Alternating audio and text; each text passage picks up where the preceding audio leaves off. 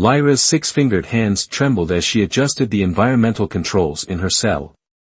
The Nexus Corporation's detention facility on Outpost 7 wasn't built for Etherean physiology, the air was too thick, the gravity too heavy. But that wouldn't matter soon. They had scheduled her execution for dawn. The crime?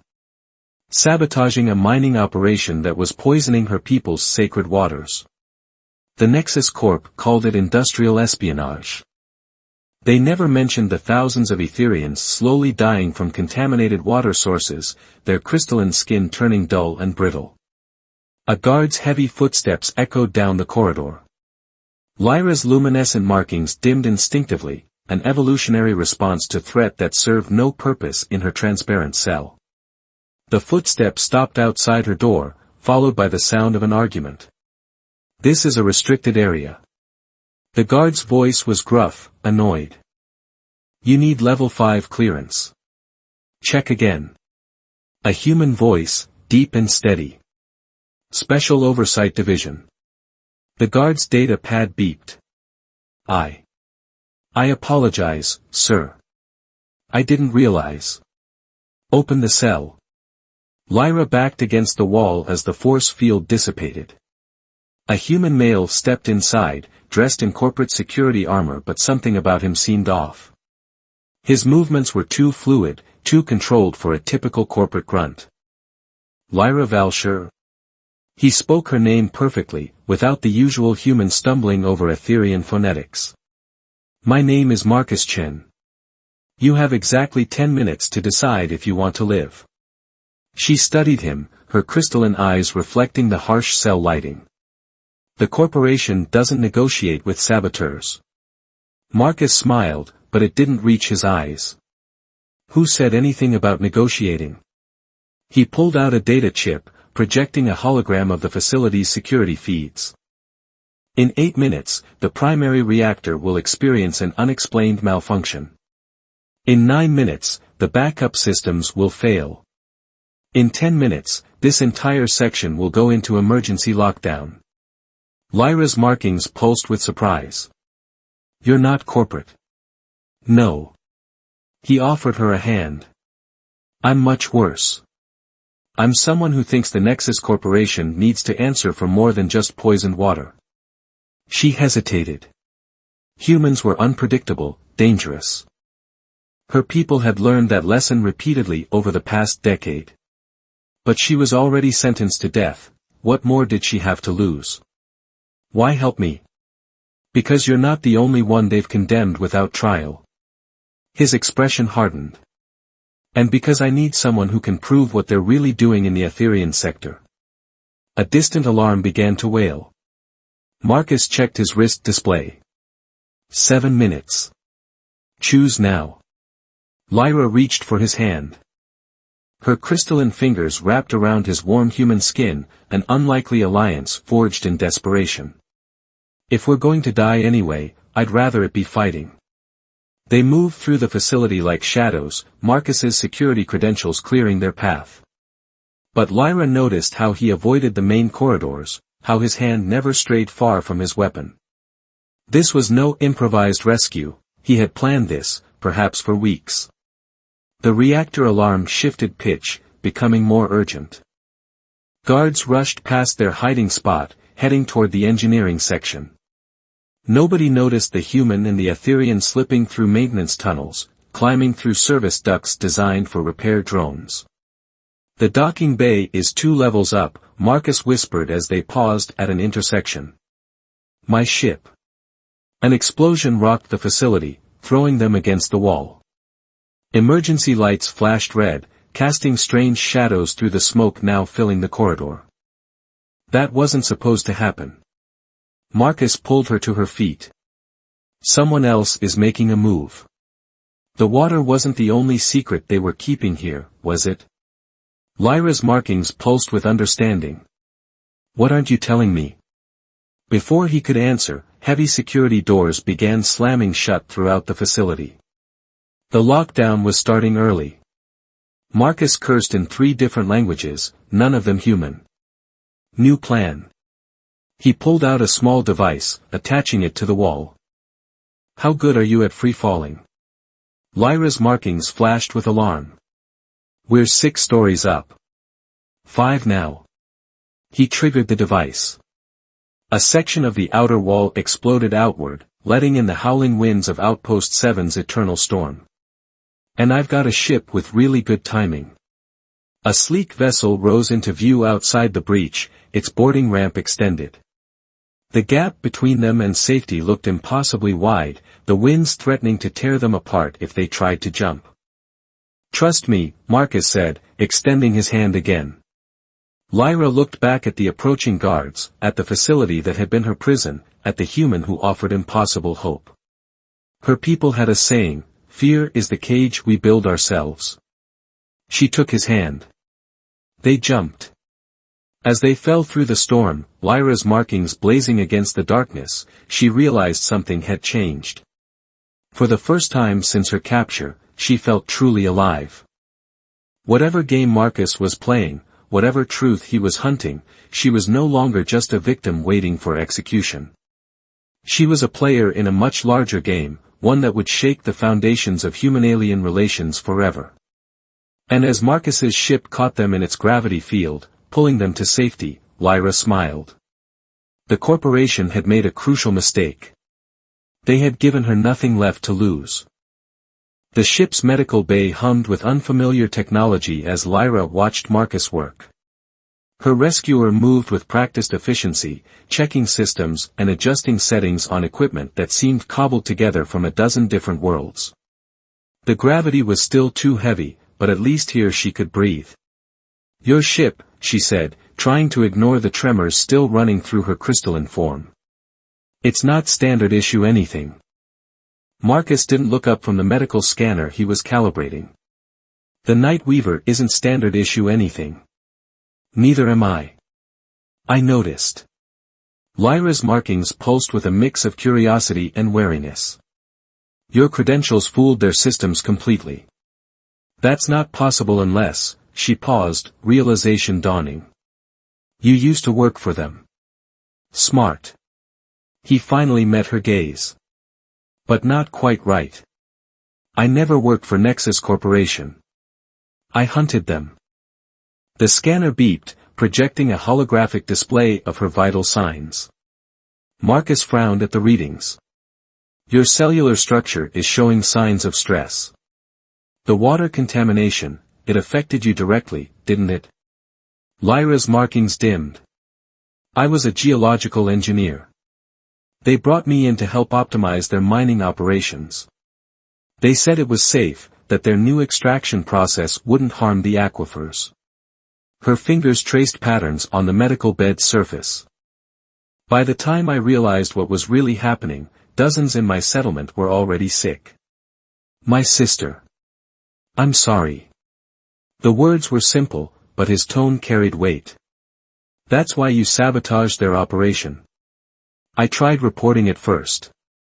Through official channels, then through the media. But Nexus Corp owns everything in that sector. They buried the evidence, said the illnesses were a natural phenomenon." Her markings flashed with remembered anger. "So yes, I sabotaged their precious mining operation. And I'd do it again."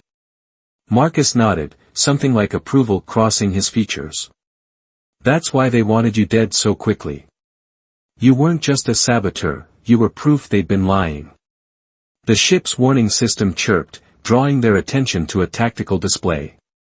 Multiple pursuit vectors appeared, closing in on their position. "They're not giving up easily," Lyra observed. "No." Marcus moved to the cockpit, his fingers dancing across the controls. "But they're not what concerns me. Look at the energy signatures."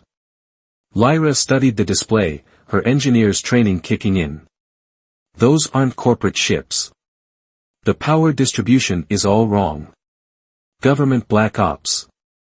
Marcus's expression hardened. Someone high up must be very interested in keeping Nexus Corp secrets. The Night Weaver banked hard, diving into an asteroid field.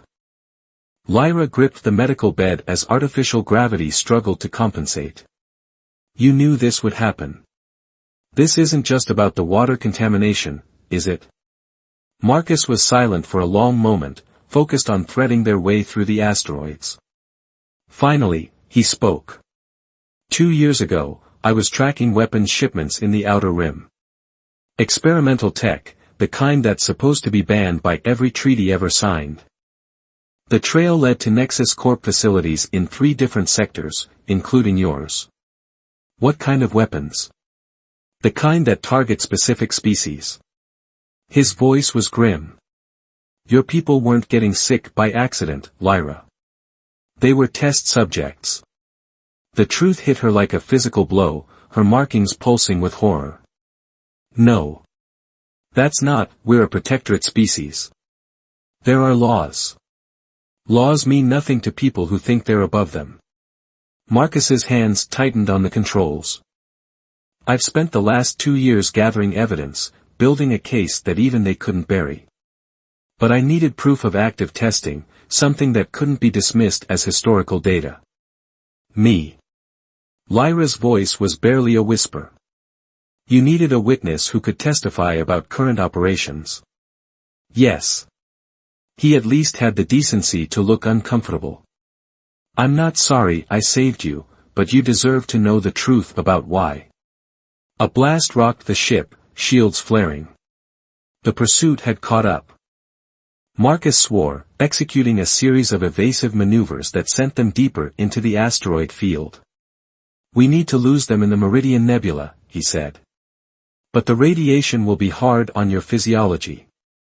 Lyra moved to the co-pilot's seat, her markings steady now with purpose. My people are dying. Not just getting sick, being murdered. For weapons research. She began adjusting the ship's systems, compensating for the nebula's effects. A little radiation is nothing compared to that. Marcus glanced at her, something changing in his expression. You're not what I expected. Neither are you. She met his gaze. I thought humans only saw us as resources to be exploited.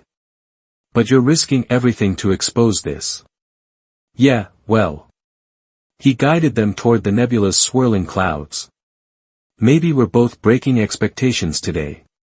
The nebula loomed before them, a massive wall of purple-tinged chaos that could tear their ship apart if they made a single mistake. Behind them, the Black Ops vessels were closing in, their weapons charging for another salvo. Last chance to back out, Marcus said. Once we go in, there's no guarantee we're coming out. Lyra's markings pulsed with determination. They killed my sister. They're killing my people. And they thought they could execute me to keep it quiet. Her fingers moved across the controls, preparing the ship's systems. I want them to know what it feels like to be hunted. Marcus smiled, and this time it reached his eyes. Welcome to the crew. The Night Weaver plunged into the nebula's embrace, vanishing into its violent beauty. Behind them, their pursuers hesitated at the boundary, unwilling to follow where only the desperate would dare to fly. But desperation, Lyra was learning, could be a powerful ally. And in the darkness between stars, an unlikely partnership was forming, one that would shake the foundations of an empire built on secrets and suffering. The Meridian Nebula's radiation cast an eerie glow through the Night Weaver's viewports, turning the ship's interior into a maze of shifting shadows. Lyra sat cross-legged on the floor of the cargo hold, surrounded by data crystals and holographic displays. Her markings provided additional light, pulsing softly as she sifted through the evidence Marcus had gathered. This goes beyond weapons testing, she said, her voice tight. They're not just targeting my people. Look at these mortality rates across different sectors. Marcus leaned against a storage container, his expression grim. Each spike corresponds to a Nexus Corp mining operation. Different species, same pattern. They move in, set up their facilities, and within months the indigenous population starts showing mysterious symptoms. Lyra manipulated one of the holographic displays, expanding a sector map. But why? The resources they're mining aren't worth the risk of discovery. Even with their influence, if this got out. Unless the mining is just a cover. Marcus moved closer, pointing to a series of coordinates.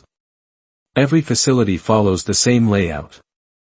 The mining operations are real, but they're not the primary focus. Look at the power consumption data. She studied the numbers, her engineer's mind analyzing patterns. These readings, they're drawing far more power than mining requires. And these facilities here, and here, her markings flashed with sudden understanding. They're not mining sites at all. They're research stations. Exactly. Marcus pulled up another file, this one heavily encrypted. 2 months ago, I managed to intercept a transmission from their central research facility. Most of it was corrupted, but what I could recover mentioned something called Project Eclipse. The name sent a chill through Lyra's crystalline form. What are they trying to achieve? Before Marcus could answer, the ship's proximity alerts blared.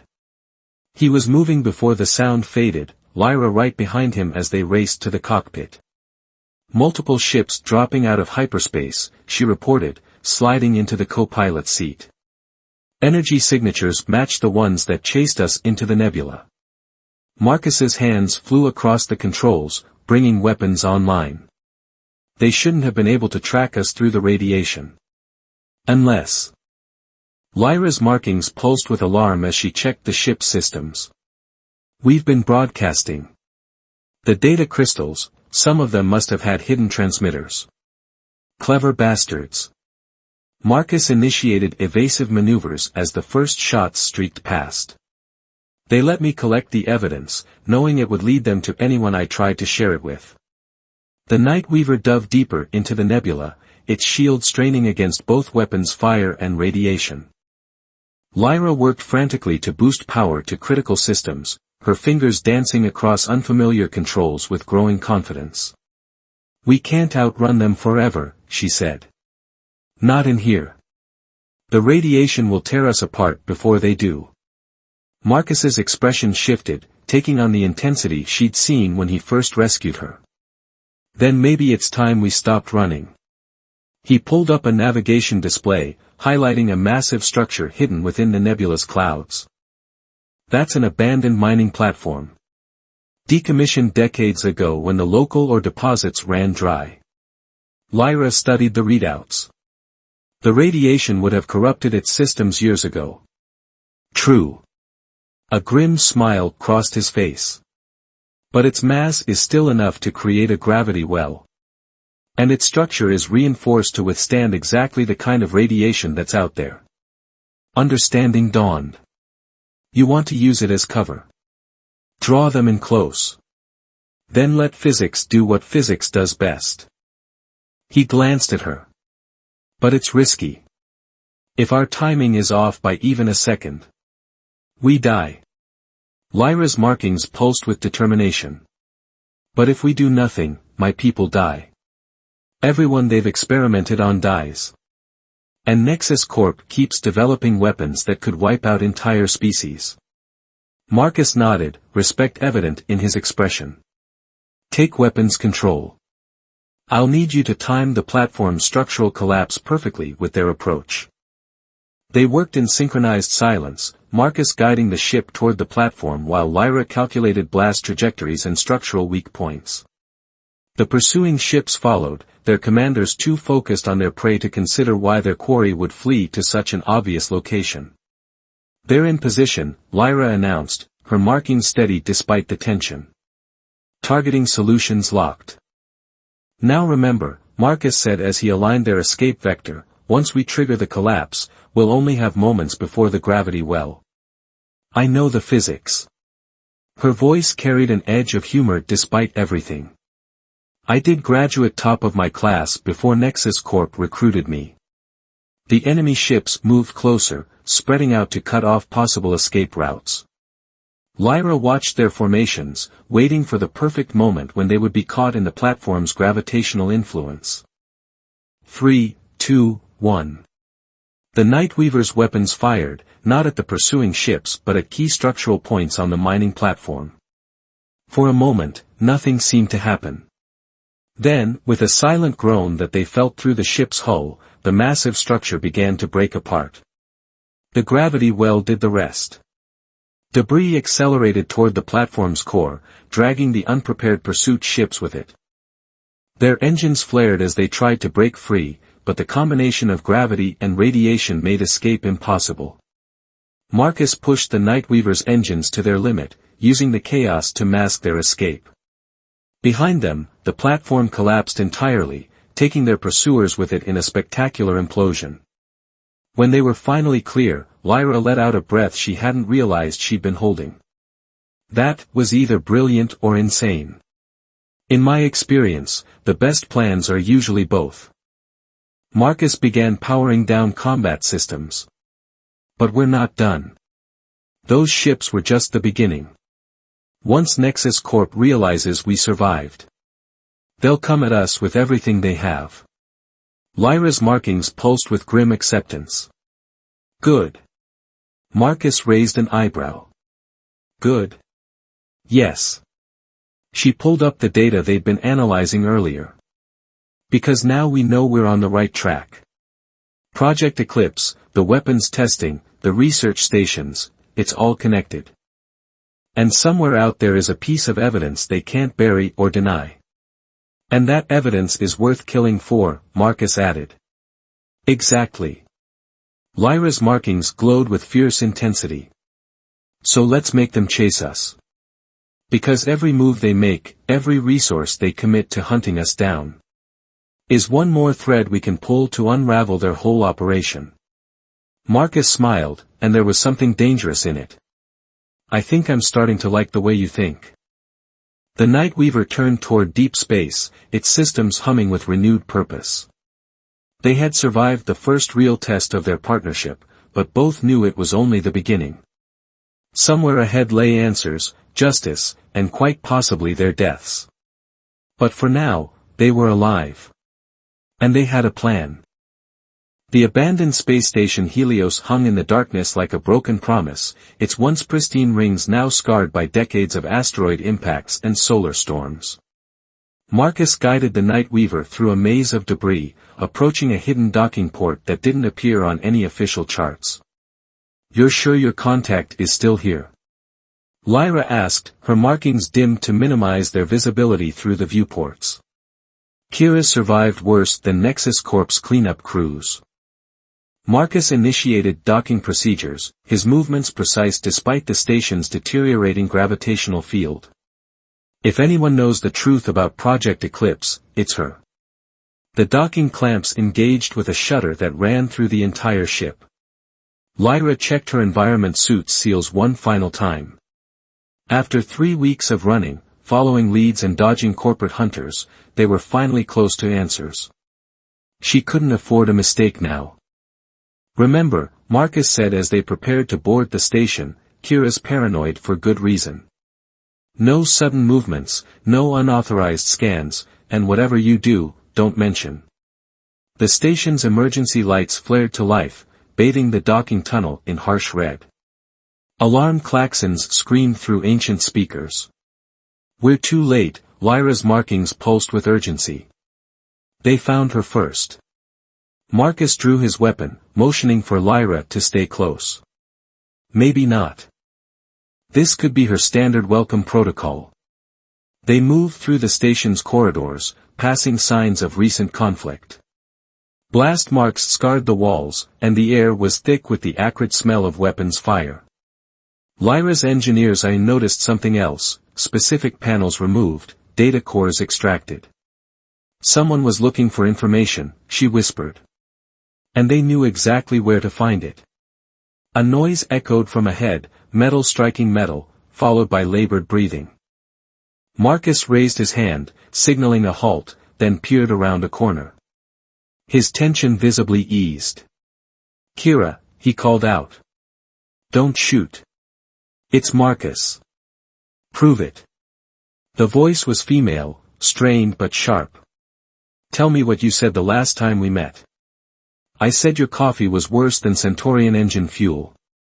Marcus stepped into view, hands raised. And you threw a wrench at my head. A figure emerged from the shadows, a woman with cybernetic augmentations visible along her left side, her dark skin marked with iridescent tech tattoos that pulsed with data streams. She held a modified pulse rifle with unwavering precision. "You're late," she said, lowering the weapon. "They hit the station 6 hours ago. Professional team, military-grade equipment. They knew what they were looking for. But they didn't find it," Marcus said. It wasn't a question. Kira's tech tattoos flickered with what might have been amusement. "Of course not. I don't keep anything important where it can be found." Her augmented eye focused on Lyra. "This your Etherian witness?" Lyra stepped forward, her marking steady. "I have a name. Everyone has a name. Not everyone earns the right to use it." Kira turned back to Marcus. "The data you sent ahead, the weapons testing protocols, the mortality rates. It confirms what I've suspected for years. Project Eclipse isn't about weapons development. It's about terraforming." The word hung in the air like a death sentence. Lyra's markings flashed with shock. "That's impossible. The energy requirements alone would be astronomical," Kira finished. "Unless you found a way to use existing biological systems to catalyze the process." She pulled a data crystal from a hidden compartment in her arm. "They're not testing weapons on indigenous populations. They're using them as seed crystals for planetary transformation." Marcus took the crystal, his expression darkening. "That's why they target specific species. They're looking for biological markers that can trigger chain reactions in planetary ecosystems." "And my people?" Lyra's voice was barely a whisper. "The contaminated water? A delivery system." Kira's augmented eye whirred as it adjusted focus. "The mining operations introduce specific compounds into the water table. When those compounds interact with Etherian physiology, we become living terraforming engines." Lyra's markings pulsed with horror and rage. "They're not just killing us. They're using our deaths to transform entire worlds." Before anyone could respond, the station's sensors screamed a new warning. Kira's tech tattoos flared with incoming data. "Multiple ships dropping out of hyperspace," she reported. "Nexus Corp signatures, but different. These aren't corporate security. These are Black Division." Marcus was already moving. "They're elite hunters. They don't leave witnesses." "The central hub has a quantum transmitter," Kira said, gathering portable equipment. "Military grade, completely untraceable. If we can upload the evidence to the Galactic Council's secure channels." The station rocked with the first impacts. Lyra stumbled, catching herself against a wall. "They're not trying to board. They're going to destroy the entire station." "Smart move." Kira's voice was grim. "Can't leave evidence if everything's atomized." They ran through deteriorating corridors, the station structure groaning under the assault. Marcus took point, while Kira covered their rear, her augmentations providing constant tactical updates. Lyra focused on memorizing the data from the crystal, her species' perfect recall becoming a weapon of its own. Another explosion sent debris raining from the ceiling. Part of the station's outer ring began to break away, the vacuum of space howling through new breaches in the hull. "The transmitter's just ahead," Kira shouted over the chaos. "But we'll need 5 minutes to boot it up and establish a secure connection." Marcus checked their pursuers' positions on his tactical display. "We don't have 5 minutes. Then we make 5 minutes." Lyra's markings blazed with sudden determination. She moved to a nearby engineering panel, her fingers flying across its surface. "The station's reactor is unstable, but it still has power. If I can redirect the energy flow, create a feedback loop in the defensive systems. You'll buy us time," Kira finished, understanding dawning. "But you'll have to do it manually. From the reactor control room." "No." Marcus's voice was sharp. "It's a suicide run. It's the only way to ensure the evidence reaches the council. Lyra's markings pulsed with quiet resolve. My people are dying, Marcus. Being used as tools for something monstrous. If my death can stop that, then it won't be for nothing. He met her gaze, and something passed between them, respect, understanding, and perhaps something more that would never have time to develop. The station shuddered again, more violently this time. Kira's tech tattoos flashed urgent warnings. Whatever we're doing, we do it now. Lyra took a deep breath, her marking steady with purpose. Get to the transmitter. Upload everything. I'll give you your 5 minutes. Before Marcus could argue further, she was moving, her crystalline form disappearing down a side corridor. He watched her go, knowing that trying to stop her would dishonor everything she was fighting for. Come on, Kira urged, pulling him toward the transmitter room.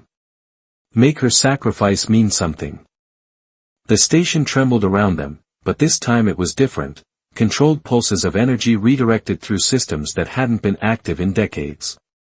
Somewhere in the reactor room, an Etherian engineer was using her people's gift for understanding patterns to turn a dying station into one final act of defiance. And in that moment, as Marcus and Kira raced to expose a truth that would shake the foundations of corporate power, they knew that Lyra's legacy would be more than just another name on Nexus Corp's list of victims. She would be the spark that lit the fire of revolution. The quantum transmitter hummed to life as Marcus and Kira worked frantically to establish the connection. Through the station's remaining sensors, they could track the cascading energy pulses Lyra had unleashed, a symphony of controlled chaos keeping Nexus Corp's ships at bay. Connection established, Kira announced, her tech tattoos streaming data faster than human eyes could follow. Uploading evidence to Galactic Council's secure channels now. Multiple redundant paths, they won't be able to stop it. Marcus watched the progress bar advance, each percentage point paid for with precious seconds of Lyra's life. The station shuddered around them, its ancient structure groaning under the stress of her improvised defense system. Wait, he said suddenly, noticing a pattern in the reactor readings. These energy signatures, she's not just buying time. She's being clever. Kira's augmented eye widened with realization. She's using her own crystalline biology to amplify the reactor's output. The same principle Nexus Corp was exploiting, but reversed. A new alert flashed across their screens. The Black Division ships were pulling back, their sensors detecting something their commanders couldn't yet understand. Something unprecedented. Upload at 60%, Kira reported. But her power levels are reaching critical. She can't sustain. The station's lights flickered, then blazed with impossible brightness. Through the viewport, they saw it, streams of energy radiating from the reactor core, but not the normal angry red of overload. These were brilliant blue-white, shot through with the same luminescent patterns as Lyra's markings. She's not just amplifying the power. Marcus's voice was thick with emotion. She's transforming it. Using her own biological markers to change its fundamental nature. 70% uploaded. Kira's fingers flew across the controls. The council is acknowledging receipt. They're seeing everything, the weapons testing, Project Eclipse, all of it. The Black Division ships fired again, but their weapons' fire dissipated harmlessly against the transformed energy fields surrounding the station. More than harmlessly, each blast seemed to make the field stronger, as if Lyra had found a way to turn their own power against them. 80%. Multiple council members confirming, they're mobilizing response teams. Federation peacekeepers are being dispatched to all known Nexus Corp facilities. Marcus activated the station's internal communications. Lyra, do you copy? The upload is almost complete. You need to get out of there. Static crackled, then her voice came through, strained but determined. Not yet. Need to finish something. The evidence is transmitted. Your people will get justice. Please. It's not about justice anymore. Her words were punctuated by bursts of static. It's about showing them. Showing everyone. What my people can really do. The energy field expanded, its patterns becoming more complex, more beautiful. The Black Division ships tried to retreat, but they were caught in its radius. Instead of destroying them, the field seemed to envelop them, seeping into their systems. 90% uploaded, Kira announced. And, something else is happening. The transformed energy, it's not just defensive. It's healing. Data scrolled across their screens. The energy field was neutralizing the terraforming compounds in the ship's weapons systems, rendering them inert. More than that, it was transmitting the formula for the neutralization process on all frequencies. She's not just stopping them, Marcus realized. She's giving everyone the cure. Using the very principles they exploited to undo what they've done. Upload complete. Kira's tech tattoos flared triumphantly. The Council has everything. Nexus Corp's entire operation is exposed. Marcus hit the comm again. Lyra, it's done. We have to go. Now. This time, there was no response. The energy field began to pulse, its patterns shifting from controlled brilliance to chaotic flares. The reactor was finally reaching its limits. Marcus. Kira's voice was urgent. We need to evacuate. The station can't take much more. He stared at the reactor readings, at the fading patterns that mimicked Lyra's markings. In that moment, he made a decision that would either kill them all or become legend. Get to the ship, he ordered. Start the engines. I'm going after her. That's suicide. So was everything else today. He was already moving, racing through corridors filled with transformed energy. Sometimes the impossible just needs a little help. The path to the reactor was a maze of shifting light and shadow. The station's structure was beginning to break apart, but the energy field held it together, as if Lyra's will alone kept it from collapse. When he reached the reactor control room, he found her suspended in a web of luminescent power, her crystalline form both conducting and transforming the raw energy around her. Lyra. He pushed through the field, feeling it tingle against his skin. Not burning, not destroying, changing. Her eyes opened, glowing with the same transformed power.